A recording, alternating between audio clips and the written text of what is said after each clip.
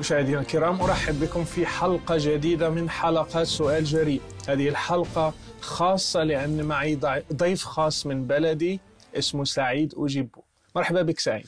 شكرا أخ رشيد، أنا فرحان كثير نكون معك. السلام عليكم et bien bonjour à toutes et à tous. Bonjour سعيد، أنت ولد بلادي؟ Bien sûr, ولد بلادك أنا. Vous êtes d'où? Alors je suis de Kenitra au Maroc, enseignement Port-Lyotais, mais je suis d'origine berbère puisqu'on est originaire du sud du Maroc, le plus beau pays de la planète. Exactement. سعيد، أنت مغربي مسيحي. Bien sûr, je suis marocain et fier de l'être, mais aussi je suis chrétien et fier de l'être. قول لنا كيفاش بدأت. Comment les choses ont commencé la première fois? Alors si on parle de mon cheminement spirituel, tout simplement comme beaucoup d'immigrés, donc mon père il a quitté le Maroc pour des raisons économiques, on est arrivé en France. Et quand on est arrivé en France, en fait, mon premier réflexe, à cause un petit peu de l'attitude, de l'environnement, mais aussi de l'atmosphère et puis de l'accueil des Français, ça me faisait vraiment sentir que j'étais immigré, j'étais étranger. Donc l'accueil, non seulement il y avait des conditions climatiques, puisqu'on est arrivé dans une région où il y avait de la neige, où c'était glacial, mais l'accueil des Français était tellement glacial que finalement, j'ai commencé à pratiquer l'islam d'une manière vraiment volontaire. Parce que c'était une manière de protéger mon identité. Quel âge tu Alors, moi, j'étais tout petit. Je suis arrivé en France à l'âge de 3 ans et demi, mais ma pratique de l'islam, elle a commencé à l'âge de 8 ans, assez tôt. C'était à cause de ton père ou bien de la famille et l'environnement? Non, pas du tout. Non, pas du tout. En fait, c'est un réflexe identitaire. C'est une manière de se protéger, une manière aussi d'afficher son identité, en fait. Son islamité, quelque part, on l'affiche parce que finalement, on est quelque part en crise identitaire, parce que de temps en temps, en fait, on retourne au Maroc, on nous appelle les Blancs, Bidawi, et puis en France, on est les mâles blanchis, il n'y a qu'en Espagne, finalement, qu'on est gris, quoi. Donc, comme on est dans ce déchirement, dans ce dépouillement, dans cette crise identitaire, il y a un véritable dilemme entre deux cultures qui se rencontrent. Et la meilleure manière, je dirais, c'était de pratiquer ma religion, l'islam, que je trouve, pour moi, c'était la plus belle religion. Et tu étais fier d'être musulman? Bien sûr, fier d'être musulman. C'est-à-dire que notre pratique de l'islam, elle se résumait donc à la prière, bien sûr, le vendredi, les 5 prières par jour aussi quotidiennes, mais le moment du Ramadan, c'était le moment le plus important pour nous, où chaque parents étaient là, nous formions un cercle, et puis ensemble, il y avait la rupture du jeûne. C'était un temps extraordinaire en France. L'aspect social. L'aspect social, l'aspect culturel aussi, mais aussi la fête du mouton. Alors, il y avait le mythe du mouton, etc. en France, mais pour nous, c'est vrai que l'Aïd el-Kbir, pour nous, c'était un moment très fort avec la communauté, puisqu'on avait beaucoup de voisins marocains, algériens, etc. C'était vraiment un moment très fort d'être ensemble. Et après? Eh bien, ce qui est arrivé en fait, c'est que moi, j'avais pas besoin que mon père me dise « Saïd, va faire ta prière ». Parce que j'aimais Dieu, j'aimais les choses de Dieu. Et quand je faisais la salat, que ça soit Bismillah ar-Rahman ar-Rahim, Qul Allahu Ahad, toutes mes prières, etc., c'était des récitations mécaniques par cœur que j'avais apprises. Et en même temps... C'était ton père que t'as appris comment faire les prières? Non, c'est d'abord dans l'école coranique. Quasiment depuis le Maroc.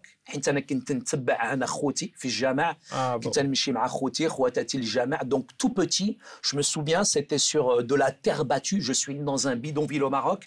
J'accompagnais mes frères et sœurs. Et là, donc, on psalmodiait le Coran. C'est un rituel, c'est quelque chose de mécanique. Ça fait partie intégrante, je dirais, de l'éducation. Avant d'aller à l'école, je dirais, on est d'abord à l'école coranique. Donc, toutes ces prières, je dirais, moi, je les ai apprises par cœur. Mais en même temps, pour moi, très honnêtement, j'aimais Dieu. J'aimais les choses de Dieu et j'avais pas besoin que mon père me dise « Saïd, fais ta prière ou pas ». Parce que pour moi, je dirais, le moment de la prière, c'était sur une peau de mouton en France. Et j'ai l'impression que je me connectais directement. Donc j'ai l'impression que je me connectais directement en même temps avec le Maroc. C'était une protection. Mais j'ai vraiment senti les limites finalement de la prière. Parce qu'arrivé un moment, je disais à mon père « Papa, est-ce que je peux encore prier ?» Mon père disait « Là, ça fait khallasti. Ça y est, t'as fait ta prière, t'as pas besoin de plus. » Mais honnêtement, sincèrement, à l'intérieur de mon cœur, j'avais envie d'une intimité, d'une relation avec Dieu. J'avais vraiment envie de communiquer, de parler avec Dieu. Et mon père me disait « Non, khlas. » Et honnêtement, j'avais l'impression que mes prières dépassaient pas le plafond. Pourquoi ce sentiment? Tu n'es pas satisfait de seulement faire les prières et tout ça? Pour moi, effectivement, il y avait comme une insatisfaction C'est-à-dire que c'était des prières qui étaient rituelles, mécaniques, des récitations. Il y avait une forme, c'est vrai, d'adoration, mais en même temps, il n'y avait pas d'intimité avec Dieu. Par exemple, je ne pouvais pas dire librement à Dieu « je t'aime ». Et c'est quelque chose qui est complètement contradictoire. C'est-à-dire qu'en même temps, il y a cette forme d'adoration, mais en même temps, j'avais l'impression que la Livebox ou la Wi-Fi spirituelle, elle était en panne quelque part. Il n'y avait pas de connexion véritablement avec le ciel. Et à l'intérieur de moi-même, j'étais pas satisfait. Donc je disais à mon père, mais justement, papa, j'ai prié, mais je veux encore prier. Il me disait, non, ça y est, khalasté, c'est fini, t'as fait ta prière. Ouais. Et j'ai senti vraiment les limites, je dirais, dans l'adoration, je dirais, dans la contemplation, dans le fait de vouloir vraiment saisir Dieu, de communiquer avec lui, j'étais limité. Est-ce que ça t'a poussé à chercher plus encore, peut-être il y a d'autres religions, d'autres formes, d'autres chemins à Dieu? Ce qui a développé en moi cette recherche ardente de Dieu, c'est que j'ai posé, parce qu'on est quand même petit, on se pose des questions métaphysiques, etc. Et je me posais cette question et je me disais, mais si je viens à mourir, où est-ce que je vais après la mort? Et ça, c'est très honnêtement, c'est quelque chose qui me hantait, c'est quelque chose qui vraiment à l'intérieur de moi me perturbait, parce que je me disais, mais si je viens à mourir, j'aimerais tellement être avec Dieu, j'aimerais tellement être dans son paradis, dans cet univers-là. Ouais. Et mes parents, j'étais tout petit, j'avais 8 ou 9 ans, j'ai posé la question à mes grands frères, j'ai posé la question aux gens autour de moi, ils me disent « Allahu a'lam », Dieu seul le sait. Exactement. Et moi, je me disais, mais finalement, je suis dans un train, je suis en train de tourner en rond toute ma vie, et je ne sais même pas où ce train a réhatné. Je ne sais même pas où ce train va me déposer. Et à l'intérieur de moi, je me disais, c'est pas possible. Nous, en tant que musulmans, nous avons la plus belle, la plus grande des religions dans le monde, et on ne sait même pas finalement si nous sommes sauvés ou pas. Et cette, je dirais, question de l'assurance du salut, pour moi, elle était primordiale. Pourquoi je suis sur Terre? Si je suis sur Terre, c'est vraiment, en tout cas pour moi, pour savoir où je vais. Sinon, à quoi ça sert de pratiquer une religion? Wow. Donc, tu t'es vraiment... tu n'étais pas content de savoir qu'il n'y a pas d'assurance dans l'islam. Non seulement il n'y avait pas cette assurance du salut, et je respecte l'islam, au niveau théologique, au niveau coranique, aucun musulman sur cette terre ne peut dire qu'il a l'assurance de son salut. Et pour moi, c'est un véritable gouffre, c'est un véritable choc. Et la deuxième chose pour laquelle véritablement j'étais quand même perturbé, je m'interrogeais, pour moi c'était vraiment un questionnement très important, c'est de rentrer dans cette communion, dans cette relation avec Dieu. Ça, c'est important pour moi. C'est vrai que la religion est belle. La religion est belle, elle est impressionnante. Il y a de bons principes de moralité. Il y a des choses, je dirais, sur l'illicite, le halal ou le haram, etc. Je dirais, en apparence, la forme est très belle. Mais en même temps, à l'intérieur, je m'excuse, mais j'étais comme une carcasse vide. Khawi el-dakhl. J'étais vide à l'intérieur de moi. Donc pour moi, c'était vraiment essentiel de connaître la vérité. Et donc, comment tu as fait pour trouver l'assurance, pour trouver le salut, ou bien de trouver cette relation que tu as cherchée avec Dieu, la relation intime? Bien sûr. Alors, tout simplement, quand on quitte son pays, c'est un déchirement. C'est difficile, l'immigration. Et quand on arrive en France, on est étranger, on est perturbé, on est mal accueilli. Et malheureusement, j'ai connu en France le racisme, les discriminations discrètes ou ouvertes, où finalement, à l'intérieur de nous-mêmes, finalement, on est cassé, on est brisé parce qu'on nous renvoie une image qui est négative et ce dénigrement finit par être intégré en même temps, intériorisé et de plus en plus, je ne pratiquais pas un seul islam parce qu'il n'y a pas un islam, il y a plusieurs islams. Exactement. Bien sûr, il y a l'islam de mes parents, un islam traditionnel que je respecte, mais comme en même temps, on subit l'échec scolaire, on subit les discriminations, le racisme, on est plus dans ce qu'on appelle un islam de l'exclusion. Et cet islam de l'exclusion m'a petit à petit basculé dans ce qu'on appelle l'islam radical. Je me suis radicalisé avant beaucoup de personnes. Pourquoi? Parce que j'étais influencé par le contexte géopolitique. J'étais influencé, je dirais, par le conflit israélo-palestinien. J'étais influencé, je dirais, par tous ces États arabes qui sont en situation d'infériorité. Et ça, à l'intérieur de moi-même, il y avait comme une révolte. une véritable violence qui ne se voyait pas en apparence. Mais à l'intérieur de moi-même, cette violence, elle était réelle. Non seulement la violence des médias, non seulement la violence du contexte géopolitique, mais aussi la violence parfois de l'atmosphère des quartiers en France où c'est vraiment violent. Donc, tu veux faire le djihad, tu voulais faire quelque chose contre quelqu'un, ou bien, je ne sais pas, contre qui contre tous les ennemis de l'islam. Pour moi, c'était important de combattre tous les ennemis de l'islam. Et le plus grand ennemi de l'islam, le plus grand, c'était ceux qui luttaient contre l'Afghanistan.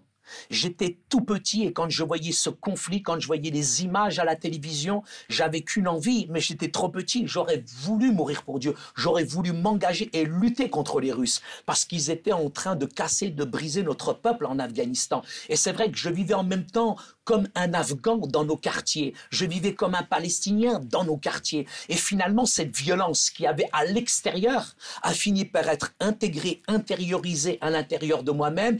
Et cette violence, finalement, qu'est-ce que vous voulez que je devienne? Charline Gaz de la maison dans la prairie? Qu'est-ce que vous voulez que je devienne? Je suis devenu quelqu'un de violent, quelqu'un avec beaucoup de haine, avec beaucoup d'animosité. Et dans mon quartier, rien ne s'obtenait que par la ruse, le mensonge ou la violence. Et cette violence, elle est devenue mon identité, elle est devenue ma vie et je l'ai reproduit. Alors tout simplement, dans mon quartier dit sensible, je me suis battu contre un voisin où ça a déclenché une grande bagarre. Toute sa famille contre ma famille. Son père, il est venu, il m'a tapé, ma mère, elle est venue, elle l'a déboîté. Sa femme, elle est venue, elle a tapé ma mère. Mon père, il est venu, il a déboîté sa femme. Et ça a fait une émeute. Mais ma mère, je l'ai vue, elle a pris tellement des coups et des coups sur la tête, elle est tombée par terre. Et c'est là où les gendarmes, les pompiers, ils sont arrivés avec l'ambulance et ils ont transporté ma mère à l'hôpital. Et à ce moment-là, j'avais 13-14 ans, j'ai vu la violence qu'il y avait à l'intérieur de moi. C'est-à-dire que je voulais faire le bien, très honnêtement. Mais c'est comme si le mal, il était collé, il était attaché à moi. De temps en temps, je voulais tendre la main comme ça, mais toujours ça se terminait avec des poings. Et dans mon cœur, j'étais cassé, dans mon cœur, j'étais brisé. Mais quand j'ai vu ma mère par terre, à ce moment-là, j'ai dit, c'est pas possible. Toute ma vie, toute ma vie, je vais être comme ça, je vais être violent. Et à ce moment-là, j'ai vraiment crié à Dieu. J'ai jamais crié à Dieu, hasha haram. Tu peux pas parler à Dieu directement. Ouais. Mais là, j'ai dit, Ya Rabbi, atiqni, aouni, Ya Rabbi, viens, aide-moi, libère-moi de cette haine, libère-moi de cette violence. Et ce qui est arrivé, c'est assez étonnant. Au-dessus de chez nous, il y avait des Français. Ils venaient juste d'habiter au-dessus de chez nous. Et le salut ne peut venir que d'en haut. Ils ont frappé chez nous, toc toc, et ils nous ont dit on va garder vos petits frères et sœurs parce que votre maman est à l'hôpital. C'est un choc en France. C'est la première fois qu'on voyait des Français venir chez nous des Arabes. Sans préjugés, sans stéréotypes, sans clichés, ils sont venus et ils nous ont dit voilà, on veut garder vos petits frères et sœurs. Vous savez très bien, frère Rachid, nous sommes d'une culture où on ne sait pas dire non. On leur a dit non. Oui. Et ils ont gardé mes petits frères et sœurs. Et ces Français-là, ils étaient tellement différents des autres. Je me souviens quand ma mère, parce qu'il y a quand même l'aspect culturel qui est là, ma mère, quand elle est sortie de l'hôpital, elle leur a fait un couscous marocain. Un très bon couscous. Et c'est vrai. Et eux nous donnaient des gâteaux au chocolat. Ma mère, elle faisait le bon tagine marocain. L'impression que t'as faim, là, Jihan ou là. Ouais, qu'est-ce que c'est obligé. Qu'est-ce que c'est la fin. Non, ça a été effectivement, avec cette famille française, une grande amitié. Parce que, très honnêtement, nous étions quand même réticents, méfiants en arrivant en France. En France, il y avait quand même chez nous des préjugés à l'égard des Français, du christianisme.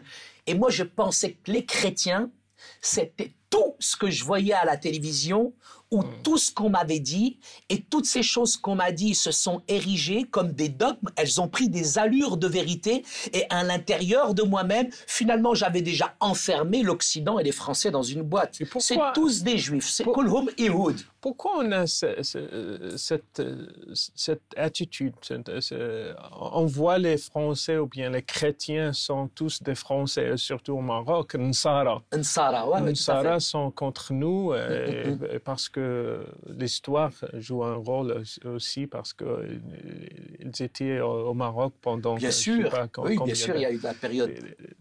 Et après, donc, on voit les Nsara sont les Français, sont contre nous, contre l'islam, contre... Pourquoi on a cette attitude Moi, je pense que tout d'abord, il y a un sentiment, je dirais, qui est d'abord humain. Je pense que quand on parle, par exemple, de racisme, le racisme, il est une réalité. Mais le racisme, ce n'est pas une affaire de couleur. Je vois bien aujourd'hui dans certaines régions, même en Afrique du Nord, c'est une tribu contre une autre tribu. C'est un quartier contre un autre quartier. Et je pense que c'est lié d'abord, tout vient du cœur.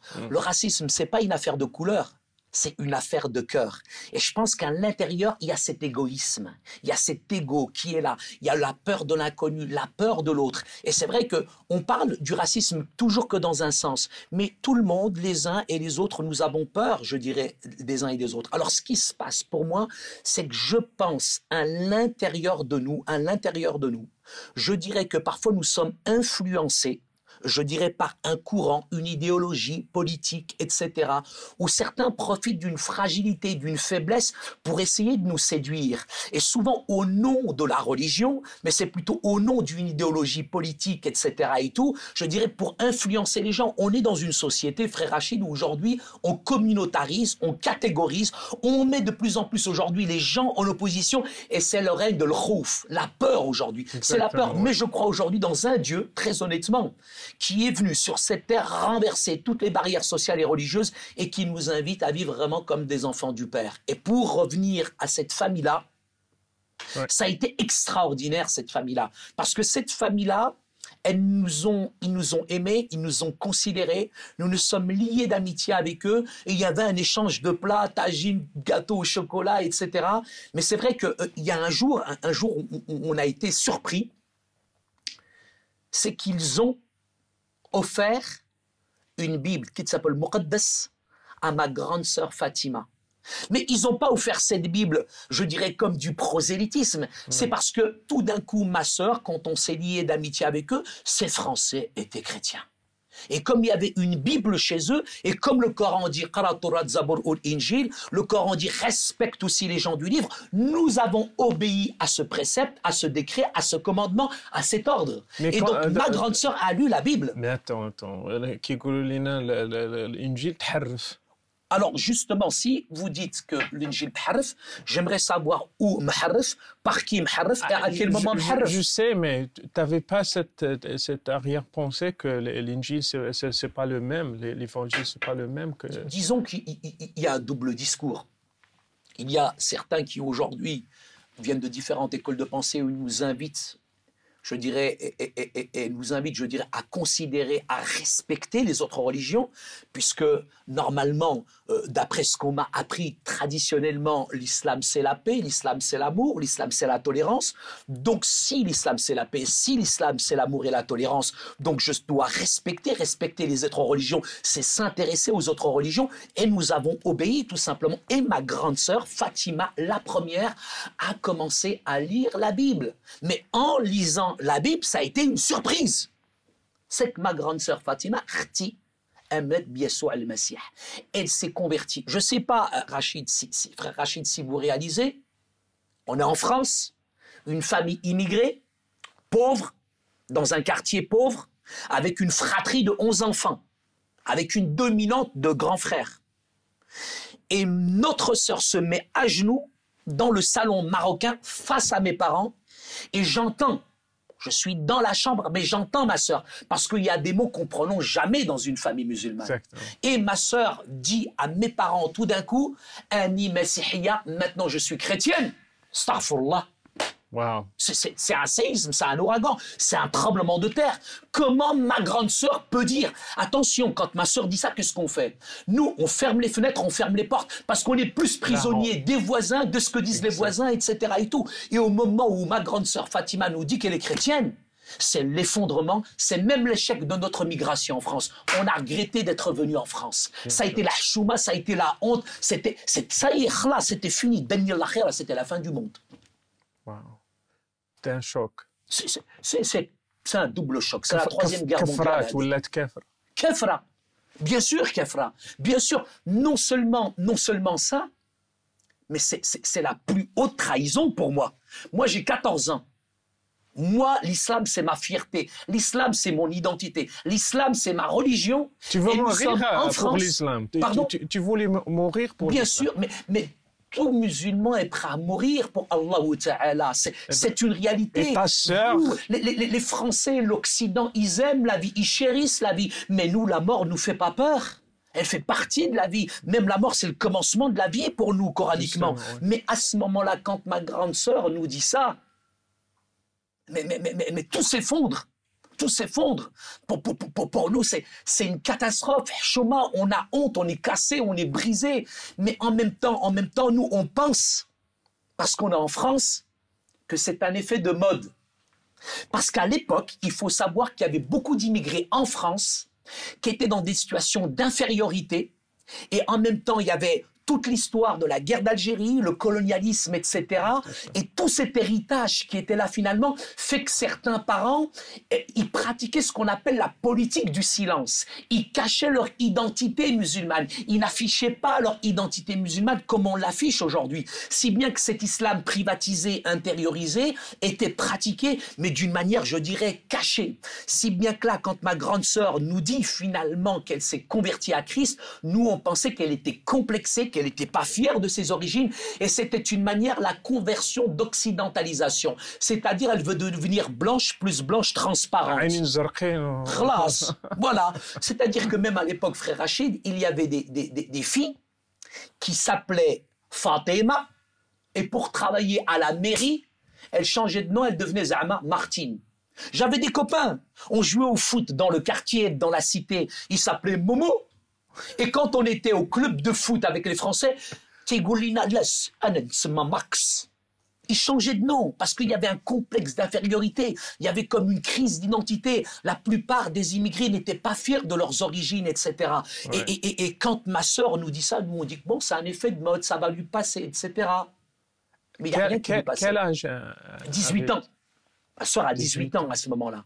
Et ma sœur fait un choix intellectuel, spirituel. Elle n'a pas été séduite. Ces Français, je dirais, qui étaient là, lui ont juste offert un livre. Et elle a lu. Elle a lu le livre. Elle a lu ce livre, Kitab al-Muqaddas.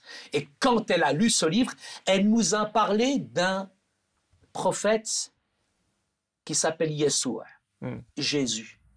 Et elle nous a dit, il est non seulement un prophète, mais il est plus qu'un prophète, il est le Messie, il est le sauveur du monde. Yeshua al-Masih, Et quand ma sœur nous a dit ça, elle le disait avec une telle force, avec une telle conviction, un musulman ne doute pas de l'existence de Dieu. C'est pas la peine d'aller voir un musulman lui dire si tu crois en Dieu. Oui, en France. Ouais. En France, il y a un monsieur, je l'ai rencontré, je lui ai dit, monsieur, vous croyez en Dieu? Il m'a dit, je suis athée, Dieu merci. Peut-être ici, en Occident, mais un musulman est fier de son identité. Je crois que c'est dans notre ADN, dès la naissance. Mais quand ma grande sœur nous a partagé en quelque sorte sa foi, comment elle a rencontré Jésus, c'est d'abord une expérience, c'est dans la prière, c'est dans l'adoration, où elle a compris en lisant la Bible que finalement elle était pécheresse. Al-Khatiya, le péché c'est pas voler, mentir, tricher, c'est grave, mais le pire des péchés c'est qu'on a détourné nos regards de Dieu, c'est cette souffrance qu'on inflige directement avec Dieu, c'est cette communion qui s'est brisée avec Dieu. Et quand ma sœur nous a explicité son cheminement spirituel, mais j'ai jamais douté de ma foi. Je ne peux pas douter de ma foi. Mais quand ma grande sœur Fatima nous a dit son expérience, j'ai dit, oh, quelle force, quelle paix, quelle joie elle dégage. Et on était complètement déstabilisés. Mes parents étaient déstabilisés, on était déstabilisés. Vous savez, en France... Ta mère et ton père, qu'est-ce qu'ils ont fait? Mon père et ma mère, qu'est-ce que vous voulez qu'ils fassent? Bien sûr que gentil. Parce que devant les autres, c'est honteux. Mais c'est Chouma, c'est honteux. Donc on l'a caché, on l'a calfeutré. Donc très honnêtement, on l'a brutalisé.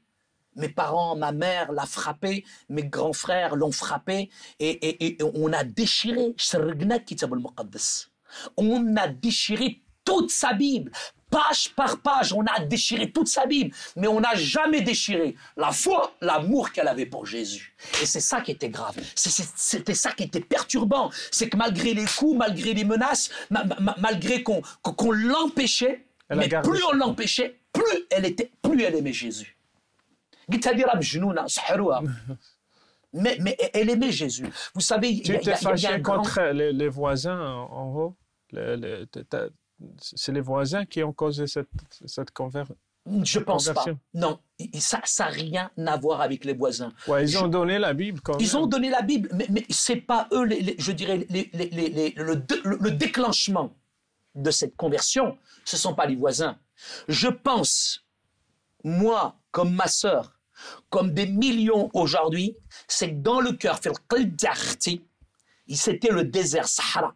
C'était la sécheresse spirituelle. C'était à l'intérieur d'elle, je dirais, comme un brisement. Et ma sœur aspirait à cette relation avec Dieu. Elle aspirait véritablement aussi à l'assurance de son salut. Et quand elle a fait cette expérience-là, c'est vrai que c'est d'abord elle-même qui a choisi. Elle a 18 ans, elle est majeure, elle est vaccinée, j'ai envie de vous dire. Mais en même temps, dans son cœur, elle est consciente du choix qu'elle prend. Parce que c'est pas n'importe quel chemin.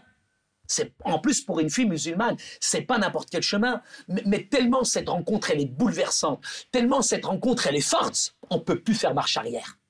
À ce moment-là, mes parents, tout simplement, décident de la laisser tranquille parce qu'ils pensent que ma sœur, dans les mois, dans les années, finalement va changer et qu'elle va revenir finalement à l'islam. Mais c'est tout l'inverse qui se passe. C'est que ma sœur, elle est davantage, je dirais, il y a un grand soufi d'islam qui disait « Celui dont la maladie s'appelle Jésus, il ne pourra jamais en guérir ». Et c'est la réalité pour ma sœur. Ma sœur, j'ai envie de vous dire, ma sœur, elle est tellement éblouie par Yeshua al-Masih. Elle est subjuguée par la figure du Christ. Elle est tellement envahie, je dirais, par le message de la Bible, qu'elle le vit, ça se voit. Elle n'a même pas besoin de parler, ma sœur, elle n'a pas besoin de parler. Elle est rayonnante, elle dégage une paix extraordinaire. Et ça dérange. Parce que spirituellement, on le sent, ça dérange, ça nous dérange à l'intérieur de la maison. La Bible, elle est là, elle est en train de la lire, et c'est comme s'il y avait une force qui se dégage finalement de ce message. Et quand ma sœur devient chrétienne, je peux vous dire, ma grande sœur, c'était avant une lionne, une tigresse. Et tout d'un coup, ma sœur, elle se transforme en agneau, elle dégage une paix, elle est souriante, et elle est aimable. On se dit, mais qui il est ce Jésus? Wesh Nabi. Est-ce qu'il est prophète? Est-ce qu'il est Messie? Ou alors finalement, est-ce qu'il est le sauveur? Moi, je me pose cette question. J'ai 13-14 ans et je commence à douter de ma propre foi et je me dis, mais qui est ce Jésus pour qu'elle résiste aux coups, aux menaces, à la persécution? C'est que vraiment ce Dieu-là, il a quelque chose à donner. C'est pas possible. Et cette conversion, est-ce que tu as amener ou ramener les questions que tu avais avant, la question de la paix, la question de relations intimes, la question de l'assurance et tout ça, est-ce que... Mais complètement, c'est-à-dire que là, il y a tout qui surgit. Là, tu as ta sœur qui a cette assurance, elle se voit dans son visage. Ma sœur est une menace. Je suis partagé par ce double sentiment de haine, de rejet, parce que ma sœur nous trahit et en même temps j'envie ce qu'elle a. Je veux être comme elle. Je désire ce qu'elle dégage. Mais en même temps, je la hais, je la déteste. Je suis pris à l'intérieur de moi-même contre la haine, contre le mépris. Et en même temps, il y a je l'aime et en même temps, j'ai pitié pour elle. Mais en même temps, je désire ce qu'elle a. Mais j'ai peur. Ana kheft. Bien sûr. J'ai peur de trahir mon pays parce qu'en trahissant ton pays, tu trahis ta religion, tu trahis ta famille, tu trahis plus de 1400 ans d'histoire. Et pour moi, il y a un dilemme, il y a un combat à l'intérieur de moi-même. Et là, encore pire, c'est que d'un seul coup, il y a ce sentiment de vouloir être comme ma soeur, mais en même temps, non, haram, hasha, je peux pas être un kafir, je peux pas. Mais, qu'est-ce qui se passe? C'est que je suis tombé dans un piège. En fait, ma mère, un jour, parce que vous savez très bien, frère Rachid, nous sommes en France. Et en France, aujourd'hui, on ne peut plus regarder même la télé en famille, hachak, où il y a des principes de moralité qui n'existent plus. Et nous, en tant que Nord-Africains, venant d'un arrière-plan musulman, bien sûr, il y a, je dirais, une certaine pudeur. Donc, c'est une fille, en France, et le fait que ma sœur parfois même fasse la bise à des Français, mais c'est une honte, c'est la chouma. Donc mes parents, ma mère me missionne, elle me demande de faire l'espion. Et elle me dit, tu vas suivre ta sœur et tu vas voir اش تتعمل اش تفعل اش تدير وقالت لي تبعها وشوف فين هي غاديه. دونك انا تبعت اختي مشيت وكنت نتبعها حتى هي دخلت في واحد الباب. Elle est rentrée dans cette porte et quand elle est rentrée dans cette porte انا تبعتها واحد الحد في الصباح. Et quand je suis rentré دخلت انا في كنيسه. استغفر الله. C'est la première fois, à 14 ans, que je suis rentré dans une église. Bien sûr. فاش دخلت انا في هذه الكنيسه هذه quand je suis rentré dans cette église خديت هذاك الكتاب ديالهم وتخزنت وانا كنت نسكانيهم. J'étais en train de les étudier. نشوف استغفر الله هاد المسيحيين الكفار. J'étais choqué. J'étais choqué parce que pendant des années on m'a dit les chrétiens ils vont aller en enfer, les chrétiens, ils sont dans l'erreur, les chrétiens, c'est nous qui avons la vérité. Avec le sourire, ils vont aller en enfer. Joyeux, ils vont aller en enfer. انا كنت mais comment انا فاش غادي دخلت هذه الكنيسه شفتهم اصحابنا عندهم الريزو مع السماء الوفي سبيريتوال خدامه عندهم الاخر تيتكلم مع الرب بحال الا هو هنايا. Il parlait avec Dieu. Alors que c'est ce que je recherchais quand j'étais petit. Il parlait avec Dieu comme si Dieu était là. Il n'y avait pas d'intermédiaire. Il disait simplement des prières. Notre Père, nous t'aimons. Nous te demandons pardon pour nos péchés. Nous t'aimons. كيفاش؟ هو تيتكلم مع الرب وانا شكون انا؟ C'est frère Rachid, c'est choquant. Quand vous voyez ces chrétiens dans cette église qui s'adressaient à Dieu avec amour, avec respect, je me dis mais c'est pas de l'intimité, c'est de l'impudence. Mais comment eux ils ont du réseau? Moi j'ai pas de réseau. Et j'étais choqué parce que je voyais ces croyants, ces chrétiens, ils se mélangeaient comme de l'eau dans l'eau. Ils ne se critiquaient pas, ils se jugeaient pas. Ils sont soumis. Ils sont soumis. Ce sont des musulmans, c'est pas possible. هادشي اللي كتقول لي الوالده ممكن هادو هما المسلمين. هادو هما المسلمين صح. لا مي سي فري. ما كاينش الحشيك الهضور وكل شيء لو كريتيكي الاخر هذاك لابس هادي دايره هذا. Non, il y avait un amour, une simplicité dans cette église في هذه الكنيسه. Donc tu étais choqué de voir ça. انا choqué. انا pendant des années on m'a menti, on m'a dit que les chrétiens c'est des mangeurs de cochons, c'est des buveurs, c'est des débauchés etc. وشفت سيدي هاد الناس هادو احسن مني. Parce que moi, je vivais avec l'apparence. Eux, ils vivaient avec le cœur. Mais là, quand j'étais dans cette église-là... Tu as fait la comparaison entre tes prières comme un musulman, bien sûr. Seulement des rituels, raka', sujud et tout bien ça. Sûr. Mais eux, ils ont vraiment une relation. Ils parlent à Dieu comme un père. Bien sûr. Mais en même temps, il y a chez moi de la peur, le khouf, de la crainte et de la méfiance. De la méfiance, pourquoi? Parce qu'il y a eu la colonisation. Ah bon? Il y a eu la guerre d'Algérie, il y a eu le prétendoriat, il y a eu toutes ces choses-là qui font que je me méfiais toujours des Français. Gaouri, Gaouri, Nsrani, Nsrani. Et je me disais, Hado,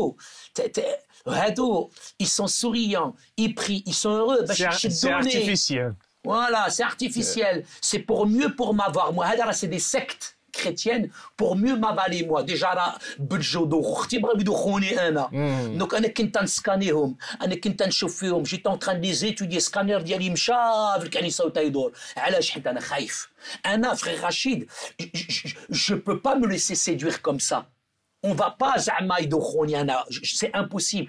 Un arabe reste un arabe. Tu vas pas me détourner de ma religion parce que ma religion c'est la meilleure. Non, j'étais fier, l'orgueil de ma religion. Donc je pouvais pas me laisser séduire comme ça. Jamais de la vie. Donc qu'est-ce que j'ai fait? La vérité. Quand j'ai vu ma sœur et que tout se passait bien, هربت من الكنيسة. Mais فاش هربت من الكنيسة شدوني شي عزوزات des vieilles dames françaises là. هادوك جراو عليا. C'est la première fois qu'elles voyaient un arabe dans une église. وجراو عليا يقول viens ici il y a le petit marocain. وانا في فرنسا عايش في فرنسا انا لو راسيسم جو كوني انا لو قاوري فاش تهز يدوا عليا باش يضربني وهادو جاو لعندي وتيقول لو بتي ماروكان انا عبرني مشهد المحبه كي شفتها في الكنيسه هذه. J'ai jamais vu des gens m'aimer comme on m'a aimé dans cette église. La première fois que je me suis senti aimé en France, c'est pas au commissariat de police. L'église. C'est dans une église qu'on m'a aimé, que j'ai senti la chaleur, que j'ai senti véritablement l'amour en France. C'est nulle part ailleurs dans cette église. J'ai senti le vrai amour. وهاد العزوزات هادو عجوزات العجوزات هاد العزوزات هاد الشرفات هادو نسيتي الدارجه انا سعيد. الدارجه ديالي مشات ضعيفه مسكينه انا الدارجه عندي ديال السبعينات انا تضحك عليا نعطيك طريحه انا اعطيتهم هما عطاوني كتاب المقدس اوكي مودرين بيبل انا خديت هذيك لا بيب فرحان. Pourquoi? J'ai pris cette Bible pour une raison, pour trouver toutes les erreurs à l'intérieur. وبديت انا من لا جونيز ومشيت اون اكزود طول حياتي وفاش لحقت انا الانجيل راسي راه طردك ما تيت elle a explosé. فاش لحقت انا T'as الانجيل lu toute la Bible. j'ai lu toute la Bible. Pourquoi? Parce que je voulais sortir ma sœur de la chrétienté. Je voulais voir toutes les erreurs qu'il y avait dans la Bible. Pourquoi? Parce que je me suis dit, ça sera la meilleure manière de lutter contre le christianisme.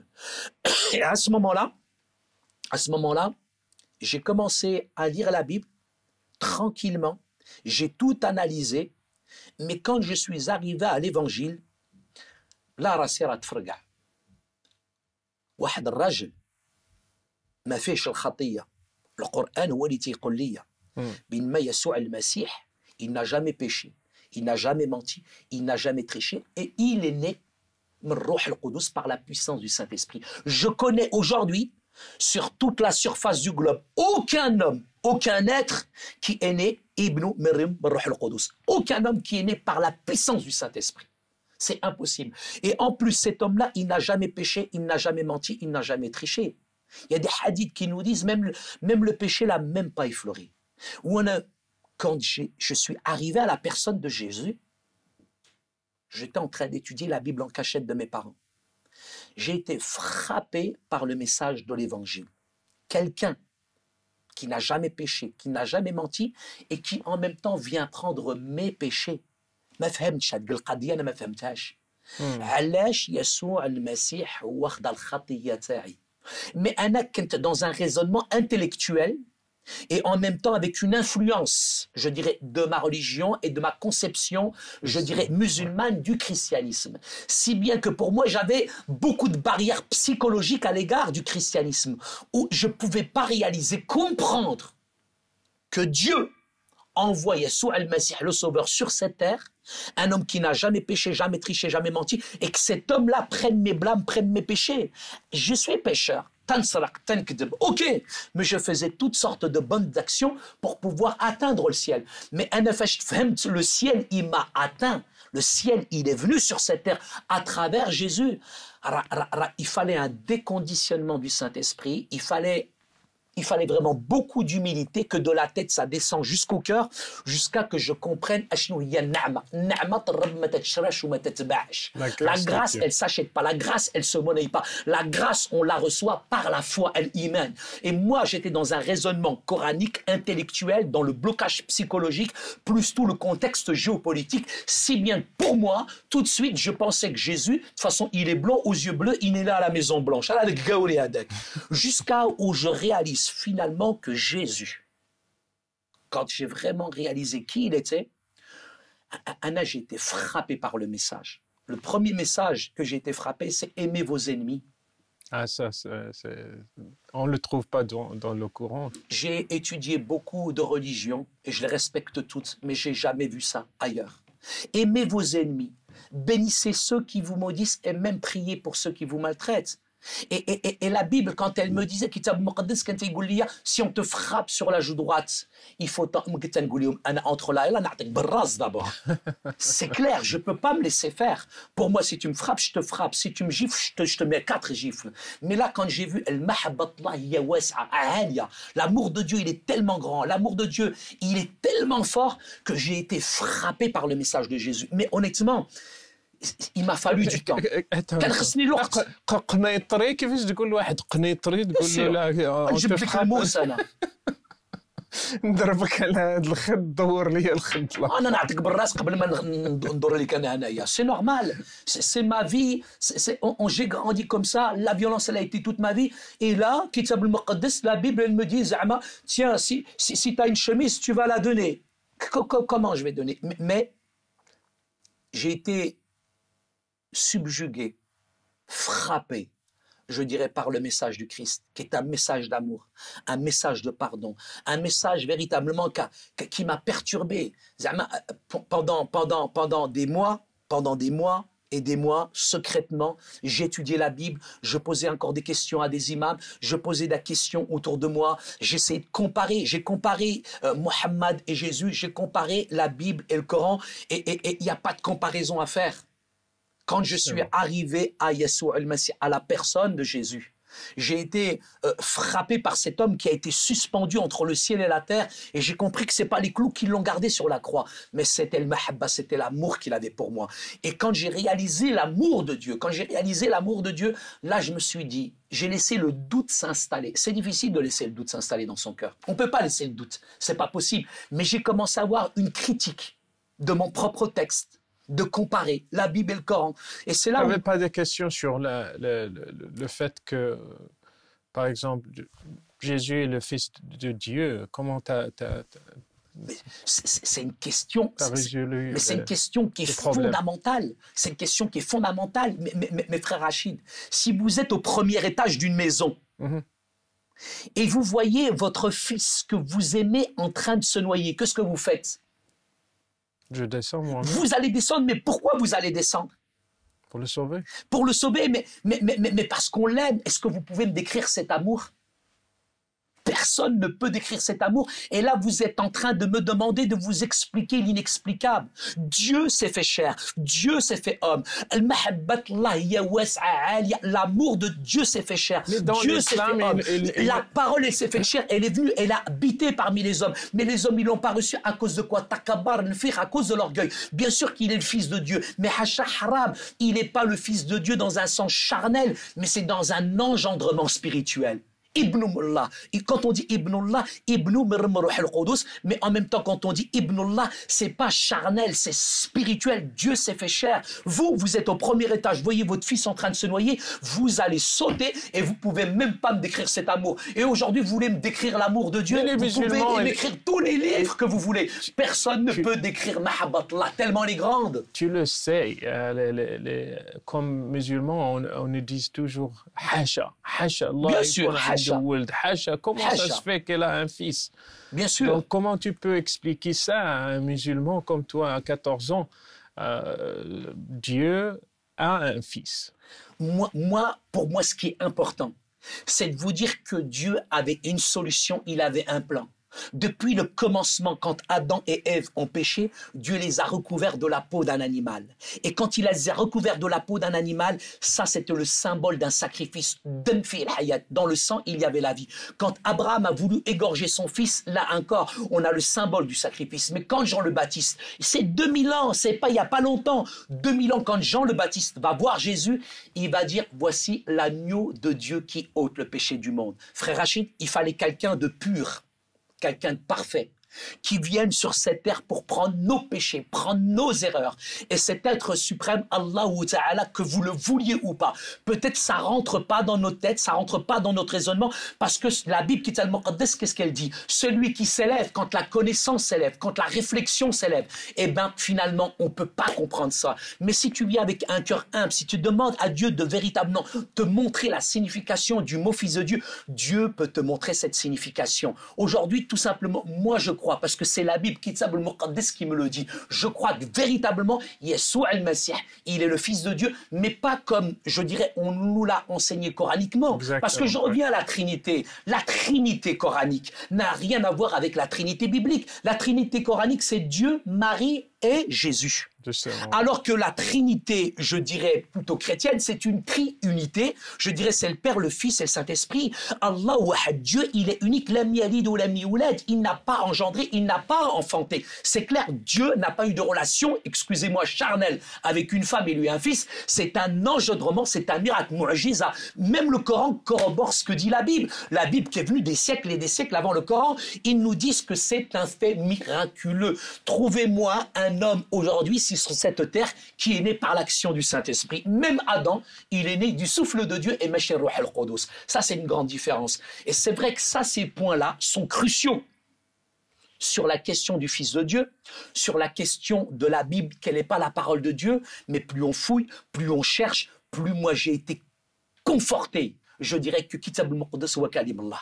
J'ai été frappé par ce message de la Bible et c'est cette Bible qui a commencé, parce que j'ai pas fini, cette Bible a commencé à changer mes sentiments, à transformer mon cœur.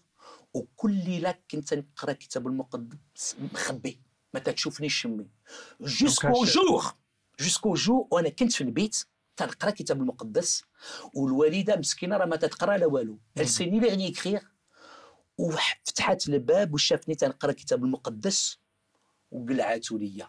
ما تتقرا لا والو. Elle savait que c'était la Bible. Spirituellement تيشمو. Ma mère savait que c'était la Bible. Et quand elle m'a arraché la Bible كان عندي 14 عام. وانا عند الوالدين تنحترمهم. Bien sûr. Donc j'étais chez mes parents, je me dois le respect de mes parents, comme je me dois le respect de l'islam. Et comme j'étais chez mes parents, j'ai continué à pratiquer, bien sûr, la religion, mais tout en ayant une double vie. D'un côté, c'était la drogue, c'était l'alcool, c'était la haine de l'Occident, c'était la haine des Juifs, c'était la haine des Américains, c'était la haine même de moi-même. Et entre 14 et 21 ans, ma vie, c'était une catastrophe. كنت نبيع الحشيش كانوا عندي الفلوس j'allais en boîte de nuit je m'éclatais je m'amusais mais القلب تاعي كان خاوي c'était le vide à l'intérieur de mon cœur et j'ai passé des années les plus difficiles les plus horribles. Et ta sœur a continué d'être chrétienne? Ma sœur continuait d'être chrétienne et ce que je sais aujourd'hui c'est que ma sœur, ils étaient toujours en train de prier pour moi. Toujours, ma sœur priait pour moi. Si bien qu'un jour, dans ma chambre, par hasard, le hasard c'est un train que Dieu prend pour passer incognito. Ma sœur, elle avait caché une Bible à la maison. On a tahfadi kitab al-Muqaddas par hasard un soir. كنت جاي من Paris, c'est là où je me ravitaillais avec la drogue. Et je rentre dans ma chambre et dans la bibliothèque, par hasard, c'est là où je cachais la drogue, je trouve la Bible. La première chose, parce que c'est un livre saint. Donc j'ai peur. Mais en même temps, je prends cette Bible et je commence à la lire. Et je tombe sur ce passage qui dit dans Ésaïe, les jeunes géants chancellent, mais ceux qui s'attendent à l'éternel, ils renouvellent leur force. Un frère Rachid, je ne suis pas le charisme toc-toc, je ne suis même pas de la branche du soufisme. Je ne recherche pas les choses, vous savez, fantastiques, émotionnelles, ou les sensations, les pulsions. Je suis très cartésien, là je suis devenu français. Comme saint Thomas, je crois, tout ce que je vois, c'est tout. Mais là, en lisant Kitab al-Muqaddas, il y a comme une présence qui est rentrée dans la chambre. Comme une présence où quand j'ai touché ce livre qui est saint, et que j'ai lu la Bible, il y a comme une parole à l'intérieur de moi où je ne suis pas un mystique, je ne suis pas un four j'entends, et bien sûr cette voix, elle n'est pas audible, mais cette voix, elle me dit Saïd, je t'aime. Et là, Rachid, je pleure. Parce que je vois en quelques secondes ma haine, mon orgueil, mes péchés, la violence. Entre 14 et 21 ans, c'était la bagarre, c'était la violence, c'était le racisme, c'était les discriminations, c'était une double vie. J'avais de l'argent, j'avais des copines, des blondes, des brunes, des rouges, des vertes. Mais dans mon cœur, wallo, khlas, j'étais détruit à l'intérieur de moi-même. Et là, tout d'un coup, Arti, c'est comme un état de péché. Arti, il y a un film qui passe devant tes yeux, il y a toute ta vie qui passe en quelques secondes. Au tret. Et j'ai vraiment dit à Jésus, Ya Sayyidina Isa, Ya Yassoua al-Masih, Aji a'taqni, aouni. J'étais détruit. Moralement, psychologiquement, intellectuellement, je tenais qu'avec la chiche. Et le jour-là, j'ai bien dormi. Je n'avais pas besoin de fumer la chiche pour dormir. Là, j'ai vraiment bien dormi. Et le lendemain, je me réveille, je vais au lycée. Et quand j'arrive au lycée, malheureusement, donc il y a la police qui est là, la police de la drogue, ce qu'on appelle la police des stupéfiants, parce que je vendais de la drogue dans l'école où j'étais, et quand la police, elle m'a attrapé, ils m'ont renvoyé de l'école. Et là, quand tu as ton nom dans le journal, tu deviens la chouma, tu deviens la honte de tes parents, de la famille, du quartier. Et j'ai commencé vraiment à demander à Dieu, moi j'avais besoin de personne, j'avais peur de personne. Et c'était ma vie, j'ai grandi comme ça, Debza, j'ai besoin de personne. Je ne suis pas quelqu'un de faible par nature, et même la faiblesse, je l'aime bien. La violence, je l'aime bien. L'échec, je l'aime bien. Toute ma vie, ça a été un échec. Toute ma vie, ça a été de la violence. J'avais peur de personne. Mais là, pour une fois dans ma vie, j'ai dit, Dieu, aide-moi. Parce que je ne pouvais plus rien faire. J'étais comme au pied du mur. Pas par faiblesse, mais parce que je savais que si je continuais comme ça, j'allais mourir. Et à ce moment-là, quand j'ai crié à Dieu, dit Kitab al-Muqaddas, ou Kitab al-Muqaddas, la Bible, elle est claire.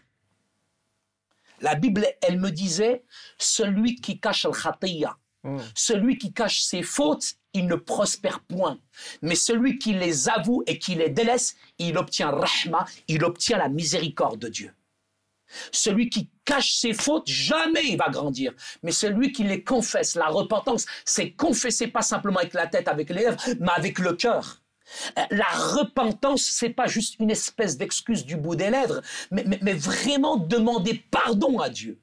Et là, à ce moment-là, quand j'ai vraiment demandé pardon à Dieu avec mon cœur, Dieu a complètement commencé à changer ma vie.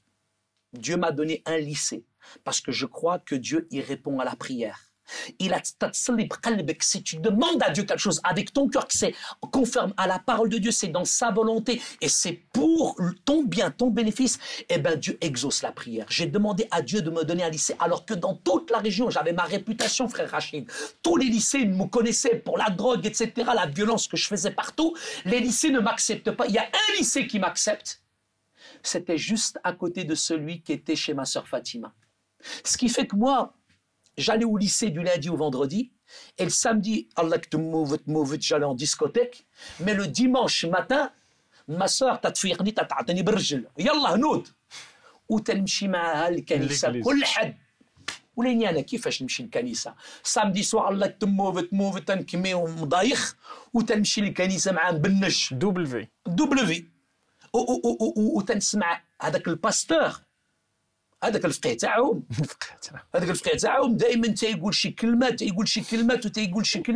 وهذوك الكلمات تيجيو ليا النيشان وانا تنتخاصم مع اختي جو مو ديسبيت افيك ما سور باش كو جو دي ا ما سور مي اتون c'est pas la peine de raconter au pasteur ma vie, d'accord? Et c'est le Saint-Esprit. C'était tellement précis ce que disait le pasteur, c'était incroyable. Ou la double vie, tu peux pas vivre ici sur cette terre toute ta vie double vie. Ça marche pas avec Dieu. Ouais.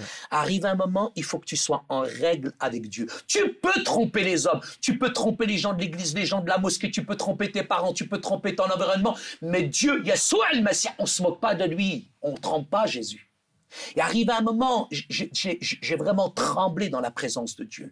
Et j'ai vraiment compris, c'est pas simplement voler, mentir, tricher, toutes ces choses-là. Mais le khatiya, c'est que j'étais un hypocrite, j'étais un lâche et j'avais une double vie. Et devant Dieu, je devais lui demander pardon. Ou intellectuellement, je sais ce que c'est que le péché. Mais quand j'ai compris le sens de la croix, quand j'ai compris ce que c'était que l'amour de Dieu, quand j'ai compris qu'il y a Yeshua al-Masih, c'est pas simplement le petit sauveur qu'on sort à Noël avec la bûche, le pain d'épices, toutes ces choses-là. Yeshua al-Masih, c'est pas le 24 décembre. Yeshua al-Masih, c'est les 365 jours. Yeshua al-Masih, c'est toute ma vie. Et là, j'ai compris, j'ai réalisé ce que c'était que la croix. Et quand j'ai été frappé par le message de la croix, j'ai compris qu'il n'est pas le sauveur seulement, mais il est Seigneur de ma vie. Il doit diriger ma vie. Il est le maître de ma vie. Mais frère Rachid, je ne savais pas ce que c'était que la soumission et l'obéissance. Je ne voulais même pas que mon père, à moi, ou les Français, je dirais, j'obéisse à qui que ce soit. Mais là, j'ai dû me soumettre à Yeshua al-Masih. Parce qu'il était le maître. Il était celui qui devait combler, diriger ma vie. Et je l'ai accepté. Et au moment où j'ai accepté Jésus comme sauveur, comme Seigneur de ma vie, j'ai pleuré pendant 3 heures. Je ne savais même pas pourquoi je pleurais, mais j'ai comme quelque chose qui m'a envahi, et toutes ces choses qui m'ont envahi me montraient mes péchés, mes erreurs. Comment je ne suis pas comme ça. C'est comme il a un miroir. C'est comme si tu voyais un miroir, et dans ce miroir, finalement, tu vois toute ta vie défiler.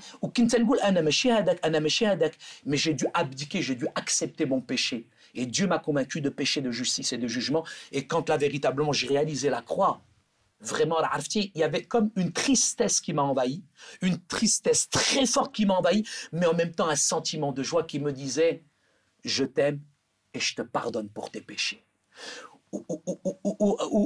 Ce jour-là, il a... Ta sœur était avec toi? Non, elle n'était pas. J'étais tout seul dans ma chambre.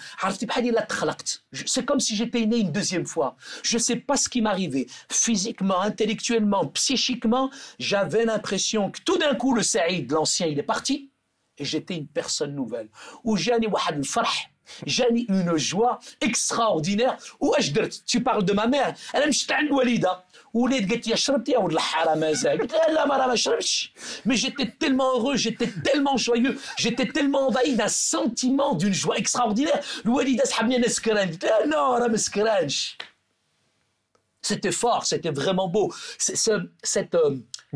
قلتي كتبوس فيها ولا شنو؟ Non, parce que tu sais très bien culturellement, je dirais, cette affection, cet amour, tu le partages pas comme ça. C'est clair, c'est difficile. Ouais. Mais quand là, Dieu m'a montré qui j'étais, j'ai vu le mal que j'ai fait à ma mère, j'ai vu le mal que j'ai fait à mes petits frères, j'ai vu le mal que j'ai fait même aux Français autour de moi, j'ai vu la drogue que je dealais, tout ça, et j'ai dit non, haram, c'est pas bien de faire ça. T'as une chiffre le quartier, la cité, ou t'as une bousse Nsara, ou Kouché, t'es goulou hadar, il est devenu curé, ou là, devenu un prêtre, Adam Shafiha. Et ma mère, la première fois, c'est vrai, quand je suis allé vers elle, m'a vu de loin, elle a vu la joie, le visage, تبدل le visage. Mais ce qui s'est passé, c'est que on n'a pas besoin de parler. كنتي 14 ans في هذا الوقت؟ 18 ans. 18 ans. 18 ans. Entre 14 et 18 ans, là, ça a été une catastrophe. Mais mon cheminement spirituel, à 18 ans jusqu'à 21 ans, alors je ne suis pas devenu chrétien. Ce n'est pas un singe à qui on apprend à faire des grimaces. Entre 18 et 21 ans, je ne suis pas devenu français ou là, occidental. J'avais tellement peur, moi, de quitter ma religion. J'ai mis longtemps. J'ai fait beaucoup d'études, j'ai beaucoup recherché entre la Bible et le Coran. J'ai comparé, j'ai voyagé jusqu'à le jour où j'ai fait cette expérience avec Jésus. Mais ce n'est pas fini, frère Rachid. Attention. On n'a pas besoin de parler. Parce que ma mère, je ne peux même pas sortir ma langue. Ma soeur, elle était plus courageuse que moi. أنا ما رضيتش ما قدرتش نقول للوالده أنا راه مسيحي. مي الوالده راه عرفتي الوالدين كي دايرين. الوالده راه حسوا وشمات وما قالت والو. وفات الناس ديال الجامع جاو. Quand les gens de la mosquée ils ont appris parce que le téléphone arabe il est jamais en panne dans nos cités dans nos quartiers. هذاك تيخدم هذاك. Bien sûr. قالوا لي راه ولك كافر ولا مسيحي وهي قالت لهم mon fils je préfère le voir comme il est maintenant que comme il était avant سدات لهم الفم. C'est tout. C'est tout. بقى يبيع لا دروغ. Bien sûr. Bien sûr, ma mère, elle m'a vu changer, etc. Elle a dit, mon fils, il est devenu nouveau. Et j'avais 21 ans. Et comme j'étais sérieux, ما وليتش تنمشي نشطيح ونضيع في الديسكوتيك وكل شيء دايما في الدار وليت مزيان. قالوا هذا ولا مزيان خصنا نجوجوه. Il voulait me marier. Il voulait me marier. صافي هذاك ولا مزيان ولا رجع للطريق وجيب ولا بعقله وكل شيء كان بغاو يجوجوني. انا قلت لهم انا راه ما نجوج مع حتى واحد. Je suis amoureux de Jésus. C'est ma vie, Yeshua al-Masih. C'était toute ma vie. Vraiment, frère Rachid, il y avait quand même mon père, le problème. بلاتي سعيد. واخا خويا. عندنا فاصل. On doit s'arrêter. اوكي. عندنا صافي راسي كوا معاكم انتم. مشاهدين أن لدينا فاصل نتوقف وبعده نعود لإكمال هذه الحلقة الشيقة مع الأخ سعيد أوجيبو. في الظلام هو المصباح، وفي الجوع هو الغذاء، وللروح العطش هو ماء الحياة. فيه كامل الإعلان عن محبة الله للإنسان. إنه الكتاب المقدس، كلمة الحياة التي تحتاجها كل نفس بشرية. يمكنك اليوم إضافة إلى حصولك على نسخة من الكتاب المقدس أن تستمع إليه أو تقرأه إلكترونياً باتباع الخطوات التالية. أولاً، ابعث بإيميل إلى العنوان التالي bible@hayatv.tv ونحن نرسل لك التفاصيل والروابط. أو يمكنك زيارة الموقع الإلكتروني التالي bible.is. في هذا الموقع يمكنك تصفح الكتاب المقدس أو الاستماع إليه، كما يمكنك تحميله على هاتفك الخلوي.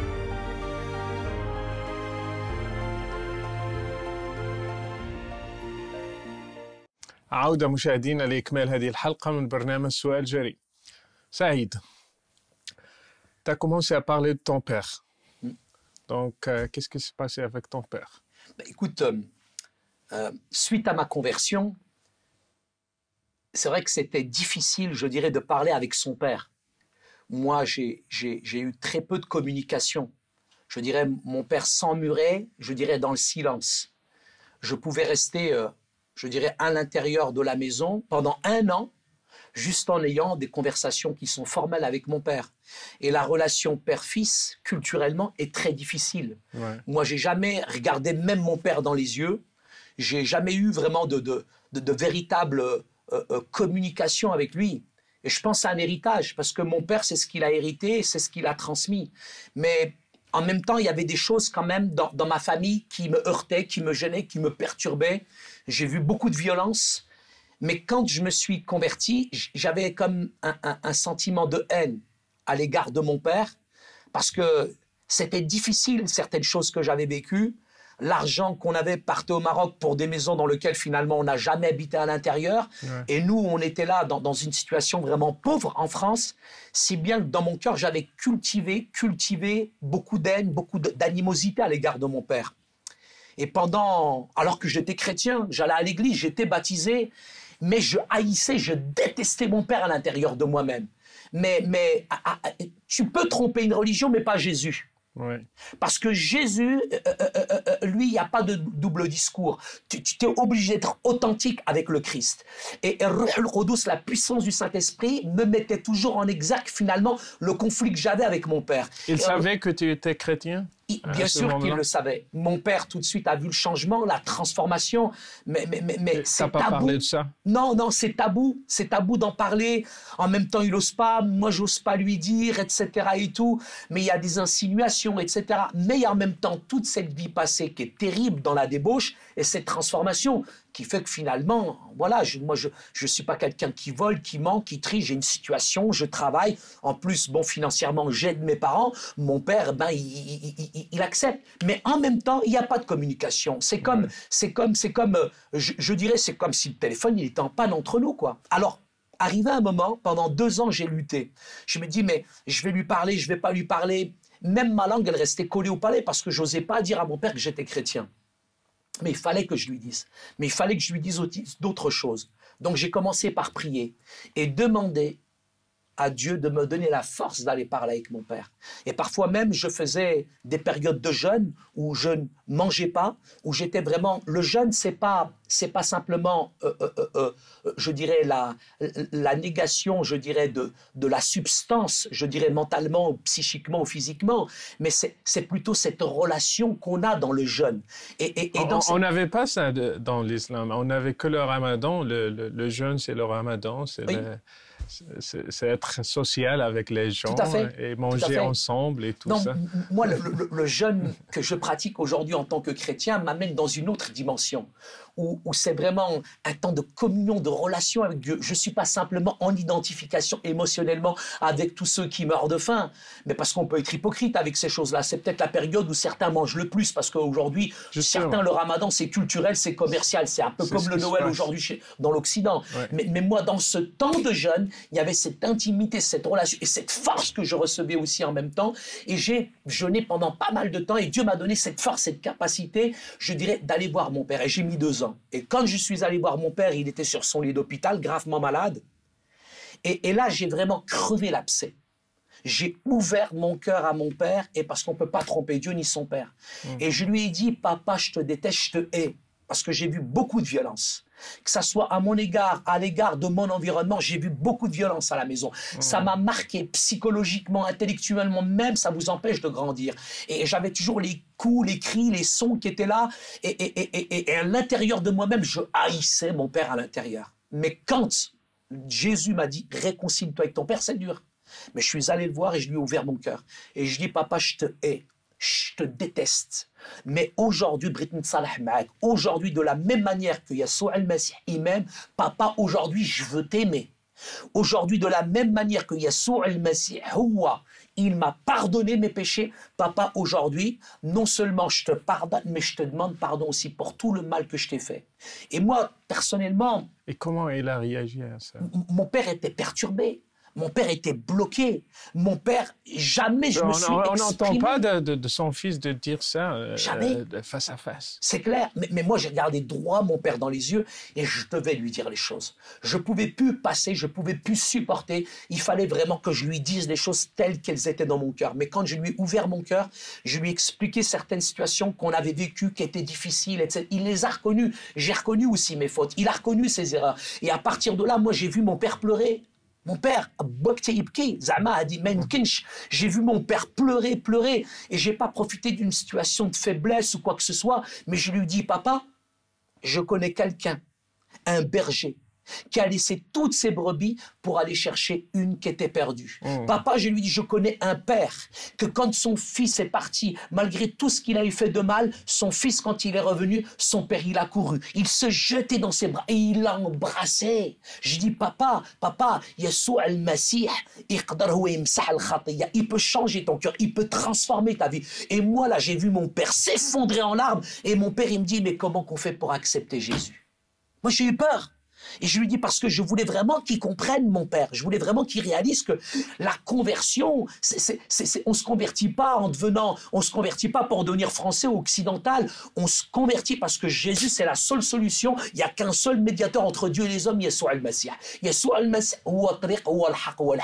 Jésus, il n'est pas un des chemins sur cette planète, il est le chemin. Il n'est pas une des vérités. Il n'y en a qu'une, c'est celle du cœur.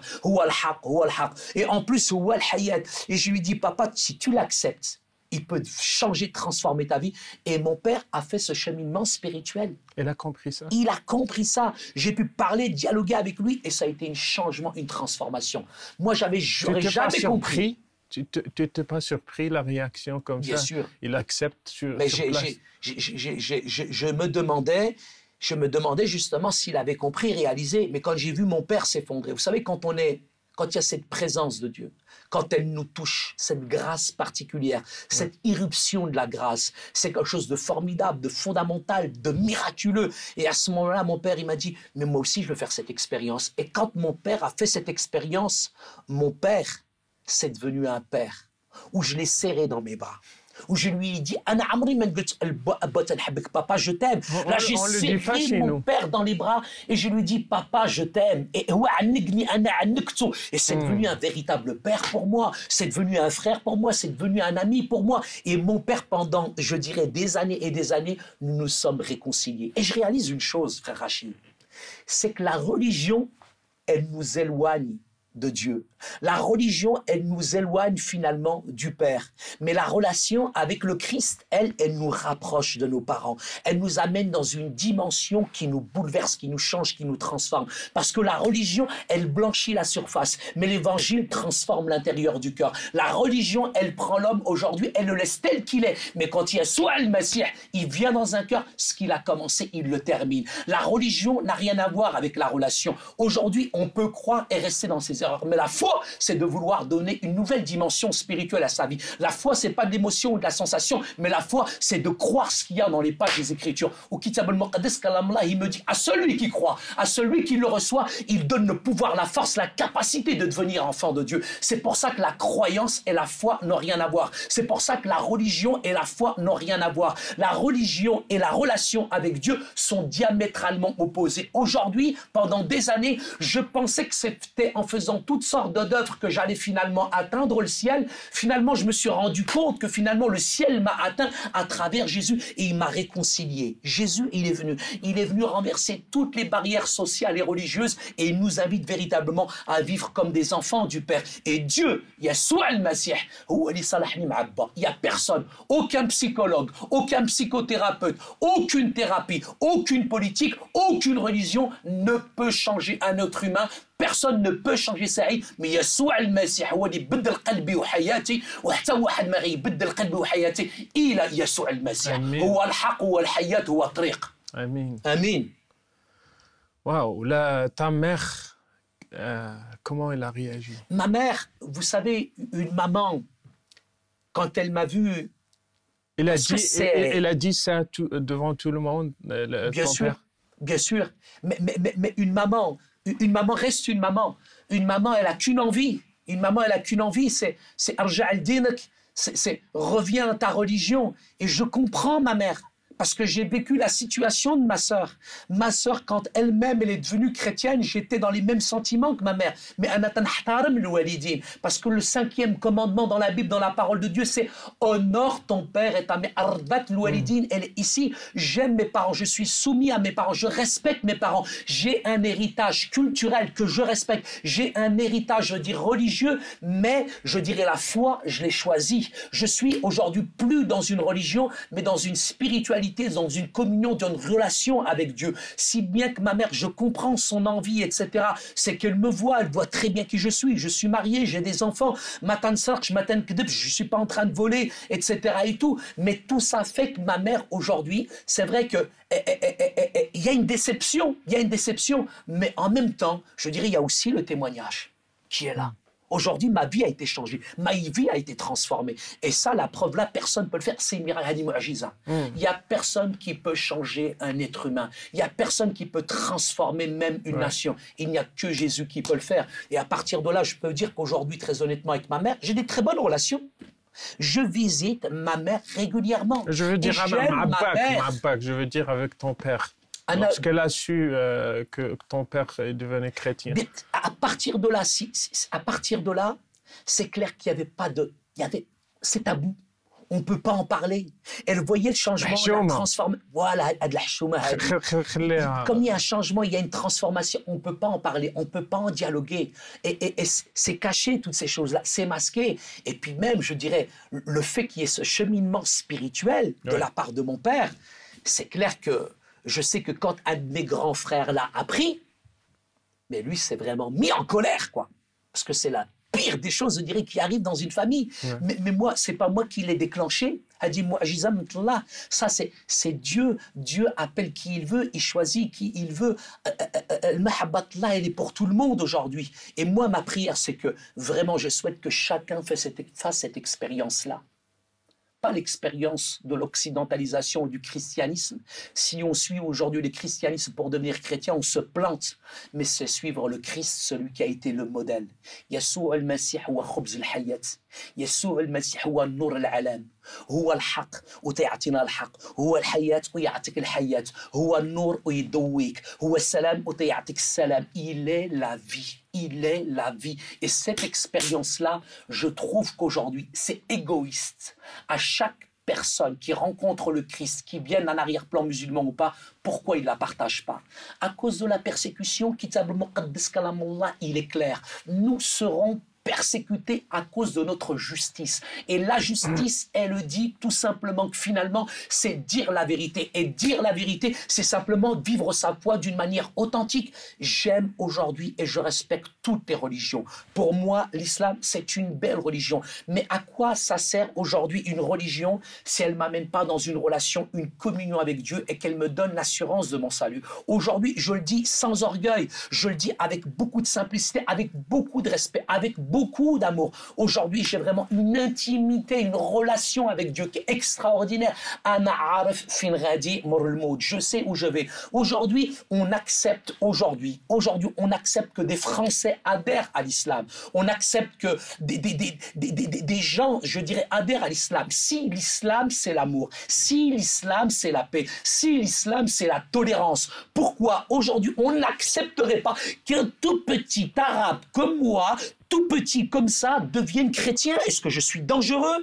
Pourquoi il n'y a pas cette réciprocité? Il faut que nos frères, nos amis musulmans acceptent aujourd'hui qu'il y ait une véritable réforme aujourd'hui dans l'islam pour accepter aujourd'hui qu'on fasse aussi ce cheminement spirituel. Je ne suis pas en rupture avec mon groupe d'appartenance, ma culture. Je n'ai pas trahi mon pays pour une tranche de jambon. Je mange toujours du couscous avec mes 3 doigts. Ma culture, elle est là et je suis fier de ma culture. Mais en même temps, ce cheminement spirituel est important. Il faut accepter aujourd'hui que des personnes venant d'un arrière-plan arabo-musulman peut-être soient agnostiques, soit peut-être athées. Et il faut accepter aussi que quelqu'un qui vient d'un arrière-plan arabo-musulman, avec toute la culture arabo-musulmane, choisisse une nouvelle forme de spiritualité. Et cette spiritualité-là, franchement, pour moi, je crois qu'il y en a beaucoup qui l'expérimentent, mais on a peur de le dire. On a peur de le dire. On accepte le chemin inverse, mais l'autre dans l'inverse, on ne l'accepte pas. Saïd, pourquoi on a...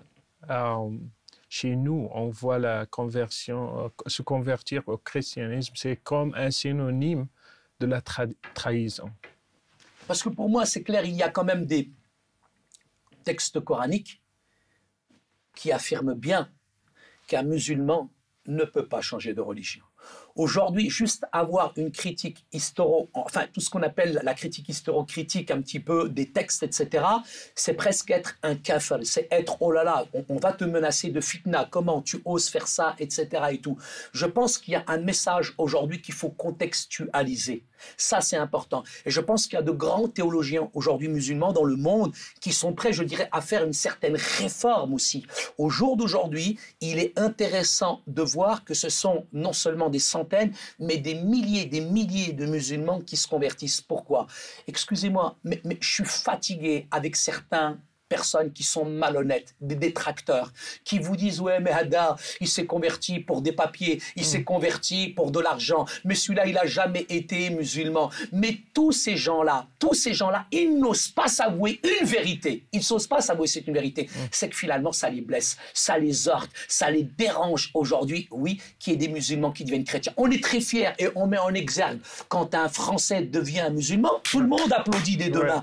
Mais il faut aussi accepter qu'un musulman puisse faire le cheminement spirituel inverse en découvrant Yeshua al-Masih, la personne de Jésus. Je dirais même dans le soufisme, même dans certains courants de l'islam, on reconnaît cette personne de Jésus. Et la personne de Jésus, pour moi, elle n'est pas liée, elle n'est pas enfermée dans une boîte, dans une religion. Jésus, c'est un sémite, c'est un oriental, il appartient à tout le monde. Et je pense qu'aujourd'hui, les temps sont mûrs pour qu'il y ait de véritables réformes et qu'on accepte non seulement de la part des grands ulémas, des grands responsables religieux dans le monde, etc. et tout. Là, je fais référence au wahhabisme d'Arabie Saoudite ou alors je dirais à la grande école El-Azhar d'Égypte où moi-même d'ailleurs j'ai invité, vous savez, j'ai invité frère Rachid, le professeur je dirais, d'islam, de cette faculté de théologie d'El-Azhar, Mohamed El-Shahat El-Gendi. Et dernièrement, j'ai invité 2 orateurs très importants, parce que vous savez, je travaille beaucoup dans le dialogue interreligieux. Pour moi, c'est important de dialoguer. Dialoguer aussi avec mes frères et mes amis musulmans,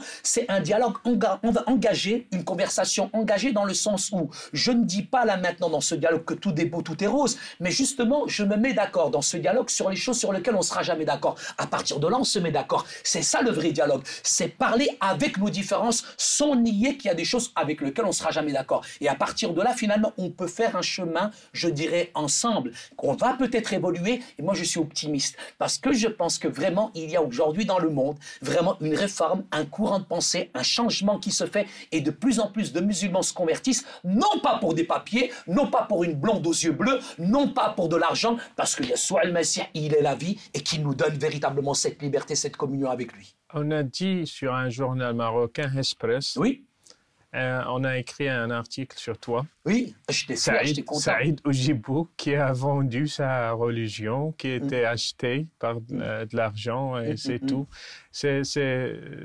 Comment tu peux répondre à ces accusations? Je dirais à ce monsieur, tout d'abord, que je lui pardonne et que je l'aime et que je prie pour lui, que je le bénis.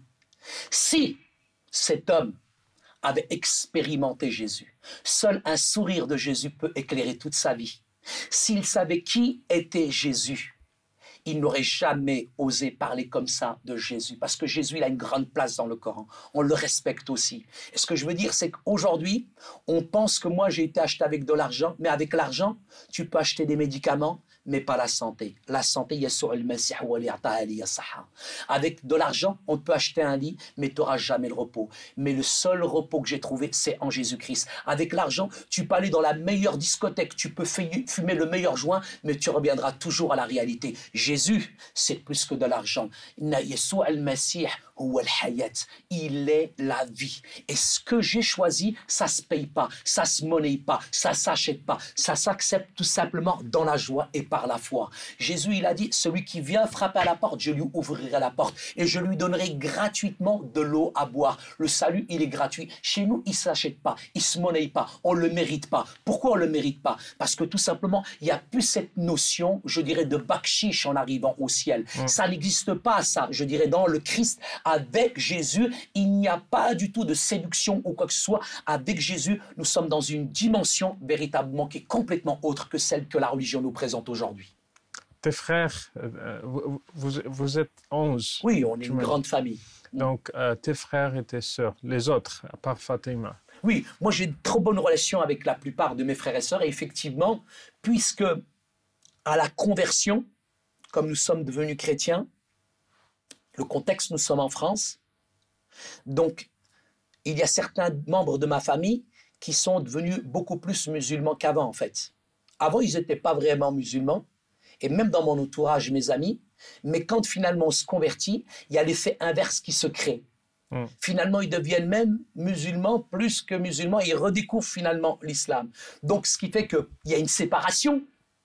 C'est clair, net. Il n'y a plus aucune relation avec certains membres de ma famille. Ça, c'est clair. Mais Kitab al-Muqaddas Kalamullah nous le dit. On va être persécuté. C'est une réalité. Je dirais, frère Rachid, la conversion, c'est pas Disneyland. On pense que devenir chrétien, tout est beau, tout est rose, etc. Mais même Yeshua al-Masih a été persécuté. Si on a persécuté Jésus, mais vous vous attendez à quoi? C'est clair qu'on est persécuté, mais la persécution, elle n'est pas simplement physique. Je préfère encore prendre un coup plutôt qu'on m'ignore pendant des années et des années. La pire des persécutions, vous savez, frère Rachid, elle est où? C'est où? Elle est en Occident. Elle est en France. Elle est dans l'Occident. La pire des persécutions, c'est la persécution de l'abondance, qui est insidieuse. Elle est sournoise. Elle vient et elle endort les chrétiens, parce qu'on est dans le matérialisme, on est dans le confort, on est dans la génération Nutella et McDonald's, où aujourd'hui vous avez des chrétiens qui sont de plus en plus enfermés dans des fauteuils en cuir, 3 couches de cuir, et cette persécution, je dirais, c'est celle de l'abondance qui nous endort. Mais quand on est réellement persécuté, Au contraire, ça nous réveille, ça nous stimule et on sait à qui on appartient aujourd'hui. Jésus nous dit, malheur à vous quand on dira du bien de vous. Il faut faire attention aussi. Maintenant, est-ce que ma vie, quand j'ai signé mon contrat avec Jésus, est-ce qu'elle est en conforme avec la réalité du message de l'Évangile? Parce que le message de l'Évangile, frère Rachid, c'est un message qui dérange. Si dans notre vie spirituelle, nous ne sommes pas, je dirais, le chrétien, il ressemble pas au monde. Le chrétien, il est à l'inverse du monde. Et aujourd'hui, dans certaines prises de position, je dirais, qu'elles soient politiques, sociales et culturelles, je dirais quand je me prononce sur des choix de vie, sur certaines problématiques aujourd'hui dans la société, c'est clair qu'on est persécuté. Je dirais, aujourd'hui, dans le monde dans lequel on vit, on sera automatiquement persécuté, mais si dans le contrat que nous avons signé avec le Christ, on n'est pas persécuté, je me pose vraiment des questions. Je ne suis pas en train de dire, ne me faites pas dire ce que je n'ai pas dit. Je ne vous dis pas que si vous n'êtes pas persécuté, c'est parce que vous n'êtes pas des chrétiens. Il n'y a rien d'intrinsèquement bon, je dirais, dans la persécution. Mais quand même, si vraiment nous avons adhéré à Christ, si nous avons compris qui est le message de l'Évangile, automatiquement, on va être en porte-à-faux avec la mentalité et tout ce qui est en train de gouverner ce monde aujourd'hui. La persécution, elle ne vient pas simplement de telle ou de telle religion, mais la persécution, elle est dans le quotidien aujourd'hui. Quelle est ma prise de position face aujourd'hui à certaines idéologies qui sont en train de proliférer dans le monde aujourd'hui? On a parlé de toi comme un prophète pour les Marocains. Que Dieu me garde. Ça, en France. Et lorsque j'ai lu l'article « Saïd, le prophète pour les Marocains », quelle est ta mission maintenant pour les musulmans, ou bien pour les Marocains, les immigrés, les Algériens, les Tunisiens, tous les Nord-Africains? Bien sûr, ma mission, elle est toute simple. Elle se résume, je dirais, en 2 commandements qui sont les plus grands. Quand j'ai expérimenté la puissance de Jésus, Jésus m'a donné 2 commandements. Tu aimeras le Seigneur ton Dieu de tout ton cœur, de toute ton âme, de toute ta force, mais aussi avec toute ton intelligence, et tu aimeras ton prochain comme toi-même. Problème, Rachid, avant d'aimer son prochain, il faut s'aimer soi-même. Ça a été notre problème. On est cassé, on est brisé à l'intérieur. Il y a un travail de guérison, d'assainissement. Il faut que le médecin divin, c'est lui le vrai médecin, c'est lui le grand psychologue. Il est obligé de nous réparer, de nous construire, de nous fortifier. C'est seulement là qu'on peut aimer notre prochain. Et le 2e plus grand commandement, c'est aimer vos ennemis, bénissez ceux qui vous maudissent et faites du bien à ceux qui vous maltraitent. Mais pour moi, ma mission, elle n'est pas spécifique à une population. Je suis en France, j'aime les Français, j'aime, je dirais, les immigrés qui sont là. En France, vous retrouvez des Africains, vous retrouvez des Antillais, vous retrouvez des Nord-Africains. Moi, quand je rencontre quelqu'un, je dirais, je suis dans une atmosphère d'amour, de paix, de tolérance. Quand on me demande, mais Saïd, pourquoi tu t'es converti? Je témoigne à des Français comme je peux témoigner à des Nord-Africains, à des Africains comme à des Antillais. Mais quand on vient de me demander, mais Saïd, mais c'est quoi ton cheminement spirituel? Je partage ma foi dans une atmosphère d'amour et de liberté. Mais je ne suis pas là pour violer psychologiquement les gens ou alors pour essayer de les manipuler, je dirais, psychiquement pour profiter de leur faiblesse. Moi, je ne fais pas partie de certaines sectes, je dirais, dans d'autres religions qui sont en train de séduire ou comme ça. L'évangile, l'évangile d'abord, c'est quelque chose qui se partage avec amour, avec joie, mais dans une atmosphère de liberté. Et seul le Christ est capable de toucher les cœurs. Quelle est ma mission? Je dirais ma mission, c'est de rendre tout d'abord heureux mon épouse et mes enfants, de prendre d'abord soin de ma famille, de pouvoir, je dirais, les éduquer, leur donner le meilleur de moi-même. C'est de pouvoir aussi prendre soin aussi de mes parents et de ma famille qui est dans mon entourage. Et c'est de respecter le pays dans lequel Dieu m'a mis, qui s'appelle la France. Et j'aime la France et j'aime ce pays. Et je crois qu'il y a de grandes valeurs ici en France qui sont judo et chrétiennes que je dois aussi, je dirais, respecter. Mais ma mission aujourd'hui, c'est vrai que je suis consultant en prévention urbaine, ça c'est mon métier, je travaille dans différents quartiers sensibles en France, mais j'ai une autre casquette, c'est vrai que je suis pasteur. Je suis pasteur de l'église protestante en France. Ça, c'est un pasteur marocain. Pasteur d'origine. Et pourquoi pas? Pourquoi pas qu'il y aurait aujourd'hui des pasteurs marocains, des théologiens aujourd'hui qui seraient d'origine nord-africaine et qui seraient chrétiens? J'ai envie de vous dire, cher Rachid, avant même que l'Afrique du Nord, je dirais, soit envahie par les vagues musulmanes, cette terre, Jdodi, comme on dit, Jdodi, mes ancêtres, Saint Augustin, Saint Tertullien, Saint Cyprien, tous ces gens-là, toute cette contrée, je dirais, de l'Afrique du Nord était chrétienne. J'ai envie de vous dire que j'ai retrouvé mes racines chrétiennes, pas simplement culturelles, mais j'ai surtout fait une expérience avec le Christ. Et ça, c'est important pour moi. Le Christ, c'est une expérience. La foi, c'est du domaine du privé. Mais personne ne peut expérimenter ça dans son cœur et dans sa vie s'il ne le demande pas. Mais pour moi, ce que je demande véritablement aux gens, ma mission, c'est de leur dire si ton cœur est vide, si tu es fatigué, si tu es lassé. C'est facile qu'on dise, on catégorise, on communautarise, on dit ouais le christianisme ceci, cela, on met en exergue tous les défauts de l'Occident du christianisme, on pense que Jésus il est né à la Maison Blanche. Non, non. Avant d'écouter les critiques, les sarcasmes, tous les bruits négatifs, c'est de faire nos propres recherches. Si j'ai une épine ici dans la main, je ne vais pas la chercher dans le pied, il faut aller à la racine des choses. Et ce que je demande aux gens, c'est de commencer à faire attention à tout ce qu'ils entendent. Et tout ce qu'ils entendent n'est pas vérité. Tout ce qui est poudre aux yeux n'est pas vérité. Et ce qui est important pour moi, c'est que les gens recherchent la vérité, et la vérité, elle est dans le cœur. Saïd, شكرا خويا. شكرا خويا ربي يباركك. سالينا البرنامج. شكرا. شكرا مشاهدين، كنا مع شهادة رائعة للأخ سعيد أوجيبو. ألتقي بكم في حلقة أخرى وإلى اللقاء.